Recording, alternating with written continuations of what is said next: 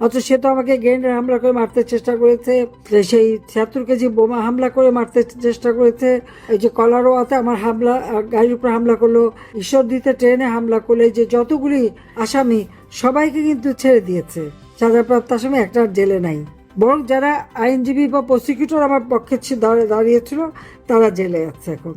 খালেদা জিয়াকে অ্যারেস্ট করা হয়েছিল, মামলা আমি দেইনি, আমাদের সরকার দেয়নি, কিন্তু খালেদা জিয়া আমার বিরুদ্ধে 12টা মামলা দিয়েছিল, কিন্তু আমি কিন্তু তার বিরুদ্ধে কোনো মামলা দেইনি। মামলা দিয়েছিল তার বিরুদ্ধে তত্ত্বাবধায়ক সরকার। আর খালেদা জিয়া, কোকো, তারেক, তাদের দুর্নীতি ধরা পড়ছে আমেরিকায় FBI এর কাছে। FBI তারেককে একটা সাক্ষী দিয়ে গেছে। খালেদা জিয়ার নাইকো এবং গ্যাটকো এই সমস্ত কেসে সাক্ষী দেওয়ার জন্য তারা রেডি। আমার কাছে আমি শুনলাম তাকে যখন অ্যারেস্ট করে জেলে নিল, তাকে কিন্তু ওই কমটালা, আমাদের যে পুরনো জেল, সেখানে অফিসার রুম ছিল কমটালা, সেখানে তাকে রাখা হয়েছিল, সে বসতে পারে না। তারপরে তাকে বেড সারমান দেওয়া হয়েছিল, এটা মাথায় রেখো। কোনদিন জেলখানায় কেউ কাজের বুয়া নিয়ে যায় না। খালেদা জিয়া কাজের বুয়াও নিয়ে গেছে, সে পারমিশনও আমাদের হোম মিনিস্ট্রি থেকে দেওয়া হয়েছে। পরে আমি বললাম যে তাকে রাখার দরকারটা কি, তাকে বের করো। তাদের বলা হলো যে আপনারা কোর্টে তো আপিল করেন, আপিল করলে আপনাদেরকে জামিন দেওয়া হবে। সে আপিল করবে না, তার লয়ার আপিল করে না। তারপরে তার বোন আসলো, বড় বোন, বোনের জামাই আর ছোট ভাই এসে আমার কাছে রিকোয়েস্ট করলো। আমি আইনমন্ত্রীকে বললাম যে কি পদ্ধতিতে তাকে বের করা যায়। তো বললো হেড অফ দ্য গভর্নমেন্ট হিসেবে একটা এক্সিকিউটিভ অথরিটি থাকে, আপনি তার সাজাটা স্থগিত করতে পারেন, আপনি তাই করে বাড়ি পাঠায় দেন। আমি তার খালেদা জিয়া সাজা স্থগিত করে তাকে বাসায় পাঠালাম। আজ পর্যন্ত কেউ এটা করেছে কিনা দেখেন। অথচ সে তো আমাকে গ্রেনেড হামলা করে মারতে চেষ্টা করেছে, সেই ৭৬ কেজি বোমা হামলা করে মারতে চেষ্টা করেছে, এই যে কলারোয়াতে আমার হামলা, গাড়ির উপর হামলা করলো, ঈশ্বরদীতে ট্রেনে হামলা করলে যে যতগুলি আসামি সবাইকে কিন্তু ছেড়ে দিয়েছে। সাজাপ্রাপ্ত আসামি একটা জেলে নাই, বরং যারা আইনজীবী বা প্রসিকিউটর আমার পক্ষে দাঁড়িয়েছিল তারা জেলে আছে এখন। তারা জেলে, সাতক্ষীরাই তো এই ঘটনা ঘটিয়েছে, তাদেরকে জেলে নিয়ে গেছে।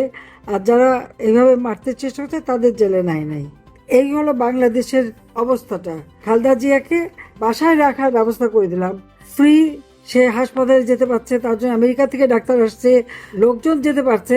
কিন্তু বিএনপি লোক বলবে কি, তাকে হাউস অ্যারেস্ট করে রেখেছে। হাউস অ্যারেস্ট করাটা কি? হাউস অ্যারেস্ট তো আমি ছিলাম কয়বার। 81 সালে ফিরে আসছি, 83 সালে আমাকে গ্রেপ্তার করে নিয়ে গেল। 7 দিনের মধ্যে আমার বাচ্চারা বাড়ি আনা, কেউ জানতে পারলো না আমি কোথায়। তারপর আবার 85 সালে অ্যারেস্ট করে রাখলো, তখন আমার বাসায় রাখলো। 87 সালে আবার অ্যারেস্ট করে এক জায়গায় রাখলো। DGFR অফিসে নিয়ে গেল, 83 সালে আমার ইন্টারোগেশন করবে। আমি তো হচ্ছে ওই দিনই বোধহয় মেরে ফেলে দেবে। আমরা তো তা করিনি।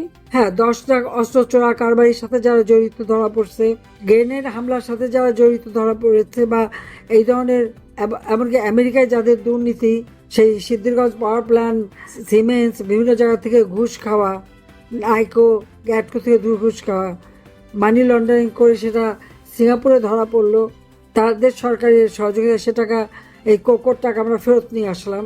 তো আওয়ামী লীগ কী করেছে? আমাদের কি দুর্নীতিটা পেয়েছে?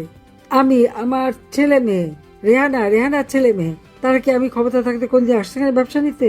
কোনদিন আসছে কিছু করতে? তারা নিজেরা লেখাপড়া শিখছে, তারা একটা পড়াশোনা করছে, চাকরি করছে, তাদের স্টুডেন্ট লোন শোধ করছে, তারপর আবার তারা পড়াশোনা করে, চাকরি করে, কাজ করে খায়। প্রত্যেকের চাকরির জায়গায় মিথ্যা মামলা, মিথ্যা কথা বলে। দুর্নীতি দমন কমিশন থেকে সব জায়গায় চিঠি যাচ্ছে যে তাদের বিরুদ্ধে 4টা মামলা আছে। ব্যাংকে চিঠি যাচ্ছে, সমস্ত ব্যাংক ফ্রিজ করে দেওয়া। আর বিদেশে যারা আছে তাদেরও চিঠি পাঠাচ্ছে। বাংলাদেশের আইন সবার যে কি দুরবস্থা, এটা তো সবাই জানে না। আর মিথ্যা কথা তো বলে যাচ্ছে, বললো কি 26 লক্ষ ভারতীয়কে আমি চাকরি দিয়েছি। আজ পর্যন্ত পেরেছে সে 26 লক্ষের একটা নামও বের করতে? সবই মিথ্যা, ভুয়া। আর সেটাই বিশ্বাস করে গেছে সবাই।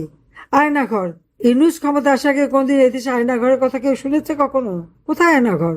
এখন কৃত্রিম আয়নাঘর বানিয়ে দেশ বিদেশ সবাইকে দেখিয়ে দেখাচ্ছে আমি নাকি আয়নাঘরে রেখে টর্চার করছি। কেন আমি আয়নাঘরে রেখে টর্চার করতে যাব?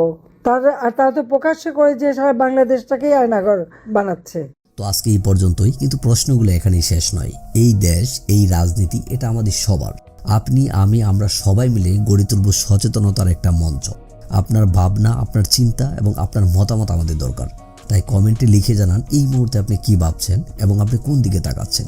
রিপাবলিক অ্যান্ড পলিটিক্স কেবল খবর বা বক্তব্যের জায়গা নয়, এটা একটা ভিন্ন মতের প্ল্যাটফর্ম।